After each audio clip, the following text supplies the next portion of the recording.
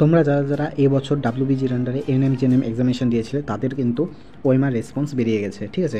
এবং ওএমআর রেসপন্সে অনেকে বলছে যে যাদের অনেকের অ্যান্সার দেখা যাচ্ছে না, তারা যে অ্যান্সারটা করে এসেছে তার সেই অ্যান্সারটা ওএমআর রেসপন্সে দেখা যাচ্ছে না। তো অনেকেই চ্যালেঞ্জ করেছে, ঠিক আছে। দেখো, এটা কখনো হতে পারে না যে তোমরা একটা অ্যান্সার দিয়ে এসেছো কিন্তু সেটা ওএমআর মানে ইয়েতে নেই, মানে তোমার ওএমআর শিটে নেই।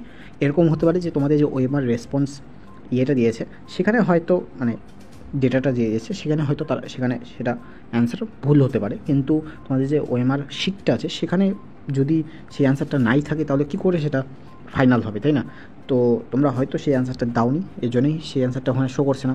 যদি তোমাদের মনে হয় যে না কোনো রকম ভুল আছে তাহলে তোমরা অবশ্যই চ্যালেঞ্জ করবে, ঠিক আছে। তো যাই হোক, তো এখন প্রশ্ন হচ্ছে যে তোমাদের ফাইনাল অ্যান্সার কী বেরোবে এবং তোমাদের তারপরের দিনই বেরোবে রেজাল্ট। ফাইনাল অ্যান্সার কি কবে বেরোবে? দেখো, ফাইনাল অ্যান্সার কি খুব দেরি করবে না, এর মধ্যে ফাইনাল অ্যান্সার কি লঞ্চ করে দেবে, ঠিক আছে। ফাইনাল অ্যান্সারের উপরে এক এক করে কাউন্সিলিং প্রক্রিয়া শুরু হয়ে যাবে।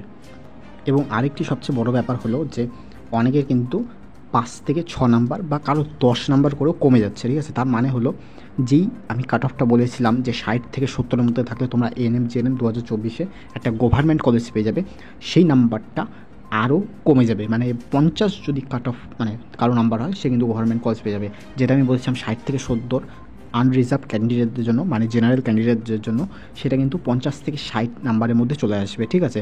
তার মানে যারা আমাকে অনেকে বলেছিল যে সিভিল ডিফেন্সে কি এতটুকু নাম্বার হলেই হয়ে যাবে, তাহলে কিন্তু আমার যে প্রেডিকশানটা আছে সেই প্রেডিকশানটা কিন্তু ঠিক হয়েছে, ঠিক আছে। এএনএম জিএনএমে তাহলে অতটুকু নাম্বার পেলেই তোমাদের কিন্তু যে একটা গভর্নমেন্ট কলেজ সেটা কিন্তু পেয়ে যাবে। তবে হ্যাঁ, যদি এরকম হয় তাহলে তোমরা যে আমি বলেছিলাম 60 থেকে 70 জেনারেল ক্যান্ডিডেটদের, সেটা কমে 50 থেকে 60-এর মধ্যে হয়ে যাবে, ঠিক আছে।